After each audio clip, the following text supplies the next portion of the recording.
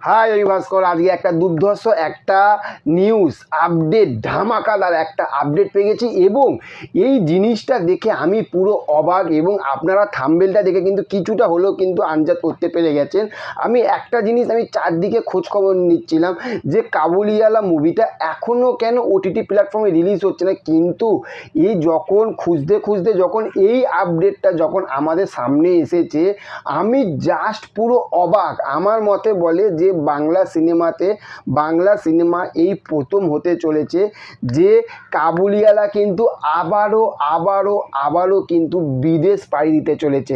আর কোথায় দিতে চলেছে সেটা বলবো, তার আগে বলবো যে মিঠুন চক্রবর্তী মানে আমাদের মহাগুরু মিঠুন দা কতটা দম, এখনো পর্যন্ত মানুষটার এতটা বয়স হয়ে গেছে কিন্তু মানুষটার এতটা পারফরমেন্স এবং এত সুন্দর একটা গল্প পছন্দ করেছে যে মুভিটা সারা দুনিয়া, সারা বিশ্বে, সারা ওয়ার্ল্ডে দেখাচ্ছে কিন্তু, এবং মানুষেরা কিন্তু দেখছে।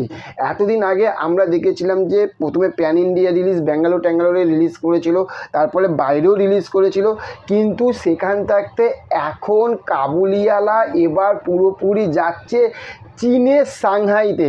তাহলে ভেবে দেখুন যে বাংলা সিনেমা সত্যি কথা বলতে চীনে বিজনেস করেছে আমার মতে বলে যে মানে আমি এখনও পর্যন্ত শুনিনি, এইটা প্রথম এবং এটা কিন্তু অফিসিয়ালি আপডেট। আর এটা কিন্তু মিঠুনদা করে দেখালো। আমি দেখেছি যে বলিউডের মুভিগুলো চীনে গিয়ে বিজনেস করতে, কিন্তু সেখান থাকতে কিন্তু আমাদের বাংলা মুভি কিন্তু এবার বস চীনে যাচ্ছে। হয়তো চীনটা সবার পছন্দ না, আমাদের ইন্ডিয়ার সবার পছন্দ না, কিন্তু সেটা বড় কথা নয়, সেটা একটা দিক রাখুন। কিন্তু একটা জিনিস ভেবে দেখুন যে মিঠুনদার বই এবার আস্তে আস্তে বস কোথায় যাচ্ছে। একটা সময় আমি শুনেছিলাম যে মিঠুনদার বই নাকি রাশিয়া টাশিয়া সেই সব দেশেও কিন্তু চলতো, তো এখন সেই কিন্তু পুরনো ফিলিংসটা কিন্তু আবার কিন্তু ফিরে এসেছে। তো এটাই তোমাদের সঙ্গে জানানো ছিল। তো চলো, ভিডিওটা ভালো লাগলে অবশ্যই কিন্তু এটা লাইক করো, কমেন্ট করো, কাছের বন্ধুদের কাছে গিয়ে শেয়ার করো। তো চলো, দেখা হচ্ছে নেক্সট অন্য কোনো ভিডিওতে। ভালো থেকো। Okay, thank you, have a nice day, tata, bye by.